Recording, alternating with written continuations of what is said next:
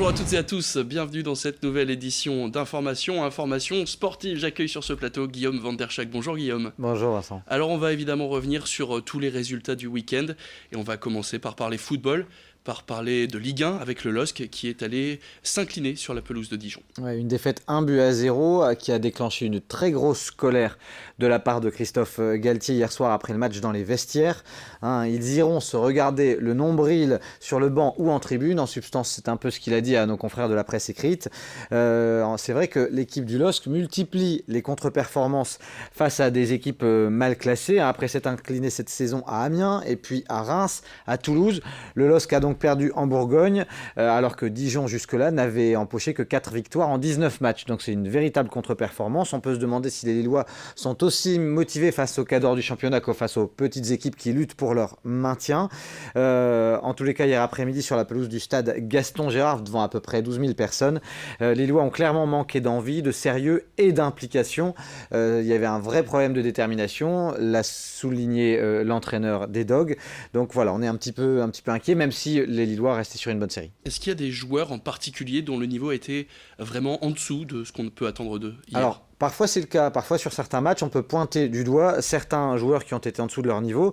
Malheureusement, là, mis à part Maignan qui a plutôt été bon et qui n'a rien pu faire sur le but encaissé par un attaquant dijonnais à bout portant, les Dogs ont été même en supériorité numérique pendant près de 50 minutes, mais ils ont tous été un petit peu en dessous. C'est un match vraiment décevant avec beaucoup d'approximations, des joueurs parfois mal placés qui ont perdu pas mal de duels et c'est ce qui pose un petit peu question pour la suite. Il va falloir vite se remettre en ordre de marche. Mais le classement, les Lillois, eux, restent quand même dans le top 5 malgré cette défaite, donc c'est pas encore trop grave. Non, c'est pas trop grave, d'autant que le LOSC restait sur une bonne série, avec 4 victoires sur les 5 précédentes rencontres. Donc ça les fait pas plonger au classement, cette défaite face à Dijon. En revanche, l'écart se creuse, notamment avec l'Olympique de Marseille, puisque le LOSC est déjà à 10 points du deuxième, donc les Marseillais, et encore plus du Paris Saint-Germain. Et puis ça se rapproche dangereusement derrière, avec Montpellier qui est seulement à 1 point, et puis le trio Lyon, Monaco et Angers qui est juste à 2 points derrière les Lillois. Alors on va parler maintenant de Ligue 2, Valenciennes et Lens. La défaite d'abord de Valenciennes. Oui, Valenciennes qui a pourtant fait un bon match. À Nancy, les Valenciennois ils ont été bons, mais ils n'ont pas été récompensés de leurs efforts. Ils ont encaissé un but à la demi-heure de jeu, puis le VAFC a vraiment essayé de réagir en seconde période. Ils se sont montrés beaucoup plus solides, beaucoup plus inspirés. Malheureusement, ça n'a pas permis d'égaliser, ça n'a pas suffi. Le VAFC est 8e au classement, à 3 points seulement du top 5 de la Ligue 2. Du côté du Racing Club de Lens, les Lensois sont toujours leaders, mais avec un match en retard, donc ça c'est bon signe.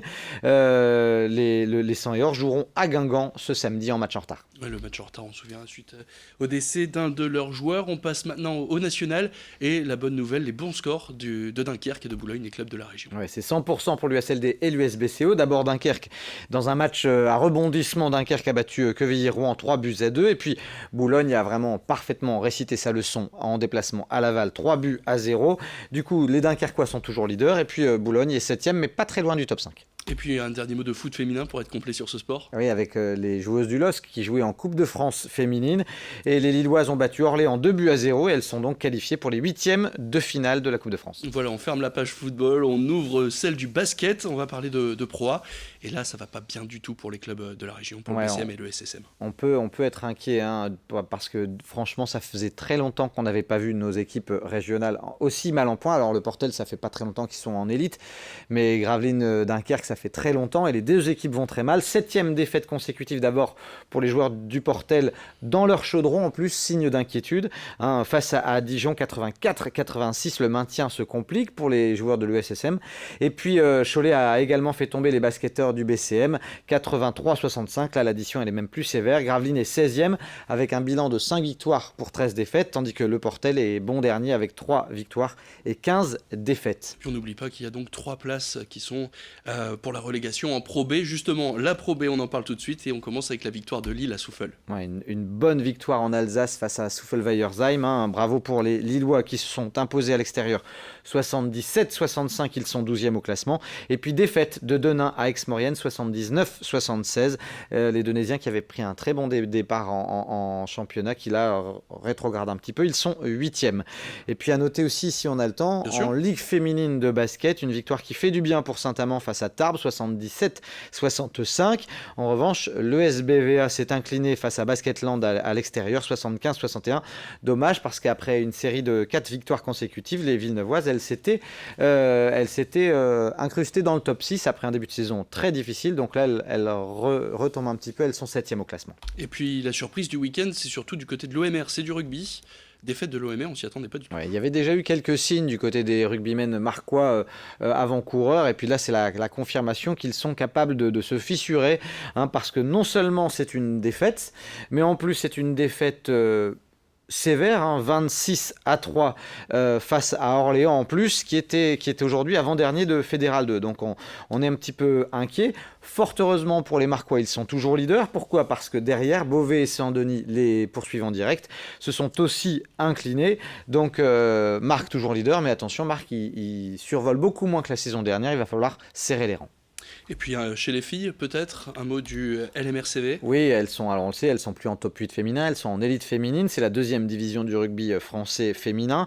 Elles se sont inclinées en déplacement à Bordeaux, 22-8, elles sont 4e au classement. Et puis on va passer au sport en bref, avec d'abord du cyclocross, du motocross, et puis tu vas aussi nous parler de waterpolo, Guillaume. Oui, une très bonne nouvelle. D'abord, du côté du cyclocross, un jeune régional de Arc qui est licencié au Flandre-Lys, c'est Hugo Anani qui est devenu champion de France chez les juniors en cyclocross. Donc en motocross, c'est important de le dire parce qu'on est à 3 semaines de l'Enduropal. Nathan Watson qui s'est imposé à Graillon facilement, Milko Petitsek a terminé 3e. Un mot aussi de waterpolo pour vous dire que les Lilloises ont déroulé lors de leur tournoi international organisé à la piscine Marx d'Ormois avec 3 matchs, 3 victoires, et elles sont bien prêtes pour retourner à l'assaut de leur titre national. Et puis un mot enfin de hockey sur glace pour vous dire que Dunkerque s'est incliné malheureusement en Bretagne face à Brest, 6-3. Les Corsaires sont 9e du championnat. Merci beaucoup Guillaume Van der Schegg d'être venu sur ce plateau pour nous présenter tous les résultats sportifs du week-end. Merci donc Guillaume, très bonne journée à vous. Bonne semaine à tous. Et restez avec nous évidemment, l'information continue. Bonne journée à toutes et à tous.